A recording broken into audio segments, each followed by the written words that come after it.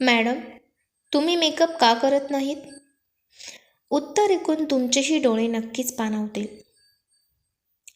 झारखंड राज्यातल्या मलप्पुरमच्या शिक्षिका राणी सोयामुई महाविद्यालयातल्या विद्यार्थ्यांशी एकदा आपुलकीचा संवाद साधत होत्या. हातावर घड्याळाशिवाय कोणतंच आभूषण त्यांनी घातलेलं नव्हतं. त्यांनी तोंडाला पावडरही लावली नसल्यानं उपस्थित विद्यार्थिनींना मोठं आश्चर्य वाटलं. शिक्षिका राणी सोयामुई यांचं भाषण इंग्रजीतून होतं.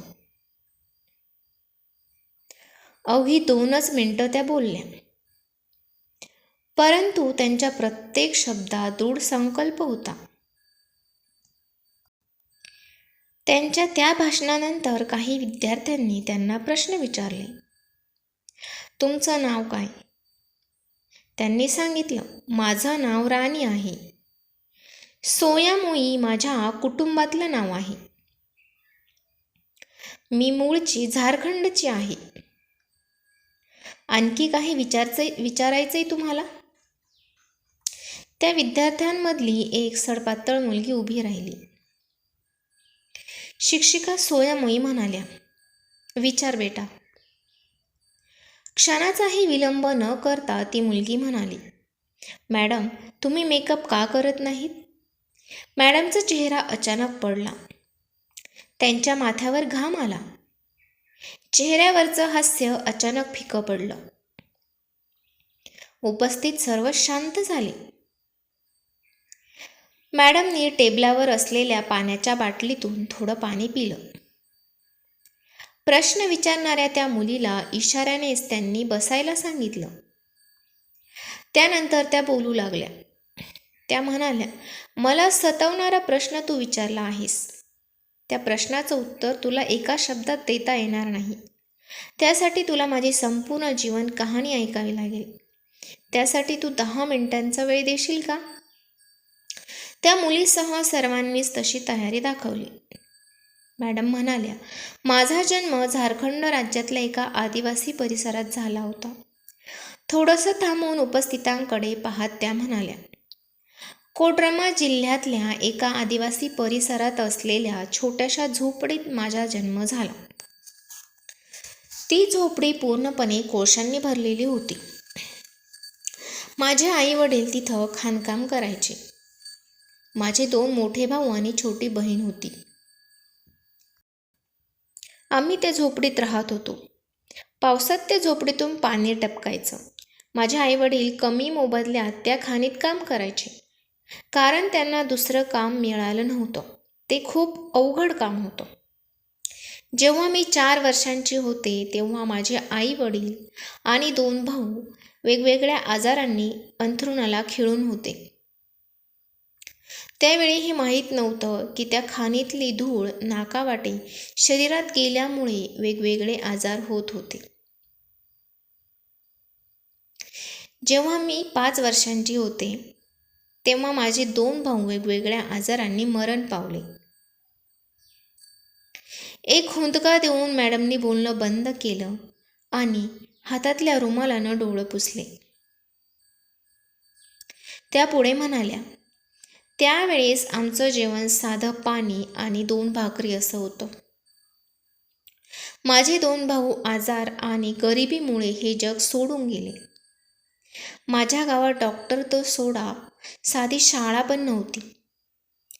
ज्या गावात शाळा, हॉस्पिटल, शौचालय आणि वीज नाही, अशा गावाची तुम्ही कल्पना करू शकाल का?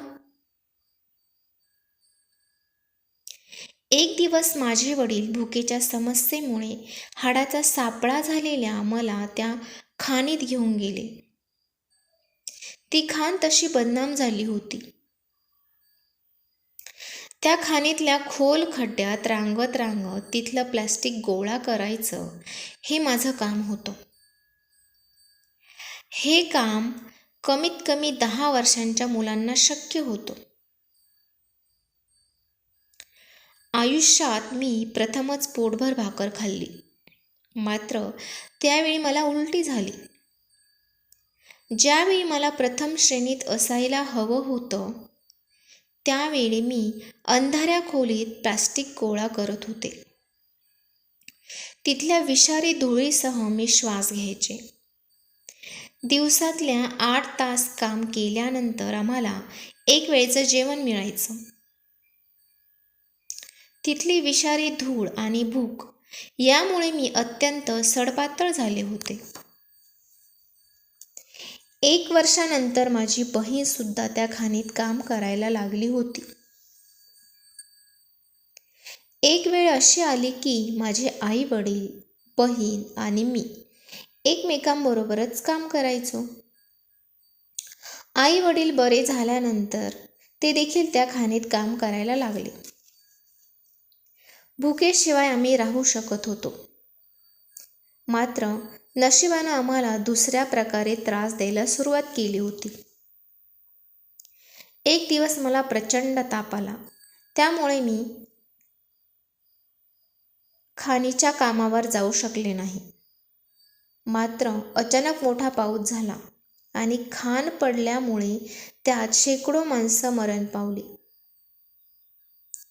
त्यामध्ये माझी आई वडील आणि बहीण सुद्धा होती. शिक्षिका असलेल्या सोयामोई मॅडमच्या दोन्ही डोळ्यांतून अश्रू वाहू लागले. ऐकणाऱ्यांचे डोळे डबडबले होते. मॅडम म्हणाल्या, तुम्हाला हे ध्यानात घ्यावं लागेल की मी त्यावेळी फक्त 6 वर्षांचे होते. अखेर मी अगाती मंदिरात पोहोचले. तिथल्या सरकारी शाळेत माझं शिक्षण झालं. मी माझ्या गावातच अक्षरपद्धत शिकले होते. आज एक शिक्षिका म्हणून तुमच्या समोर उभी आहे.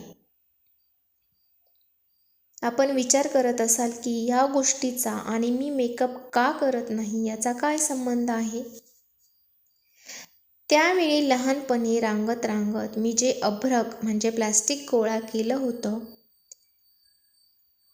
त्या प्लास्टिकचा उपयोग सौंदर्य प्रसाधने बनवण्यात करण्यात आला होता. या अभ्रकाचा पहिला प्रकार म्हणजे सिलिकेट खनिज आहे.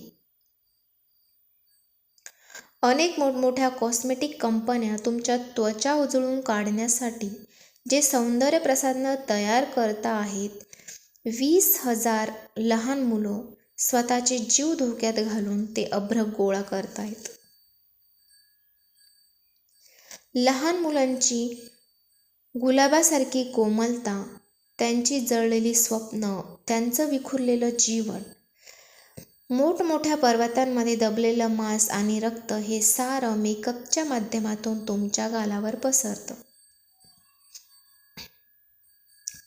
त्या खाणीतून मुलांच्या हातून गोळा करण्यात आलेलं लाखो डॉलर्सचं ते अभ्रक सौंदर्य प्रसाधनांमध्ये आमची सुंदरता वाढवण्यासाठी आजही वापरलं जातं. आता तुम्हीच सांगा, माझ्या चेहऱ्यावर मी तो मेकअप कसा लावू? मी माझ्या भावाच्या आठवणीत पोटभर कसं जेवू शकते, जे भुकेच्या समस्येमुळे मरण पावले होते? माझ्या आईंच्या आठवणीत मी रेशमी कपडे कसे घालू? जुने फाटलेल्या कपड्यासंदर्भात स्वप्नात सुद्धा विचार केला होता. भाषण संपून ज्यावेळी राणी सोयामोई गेल्या तेव्हा उपस्थित प्रेक्षक एका अजाणतेपणातच उभे राहिले. त्यांच्या ओठांवर थोडंसं हसू होतं. डोळ्यात आलेले अश्रू न पुसता त्यांचं मस्तक स्वाभिमानानं उंचावलं होतं. झारखंड राज्यात आजही उच्च प्रतीचं दर्जेदार अभ्रक त्या खाणीतून खोदलं जातं आणि 20,000 मुलं शाळेत न जाताच ते गोळा करण्याचं काम करत आहेत आणि खाणीत पडून तर काही आजाराच्या समस्येमुळे मरत आहेत. मात्र अनेक वर्षांनंतर झारखंडची ती शिक्षिका मॅडम आज स्वतंत्र भारताची महामहिम राष्ट्रपती द्रौपदी मुर्मू झाली. व्हिडिओ आवडला तर लाईक, शेअर आणि सबस्क्राईब नक्की करा. धन्यवाद.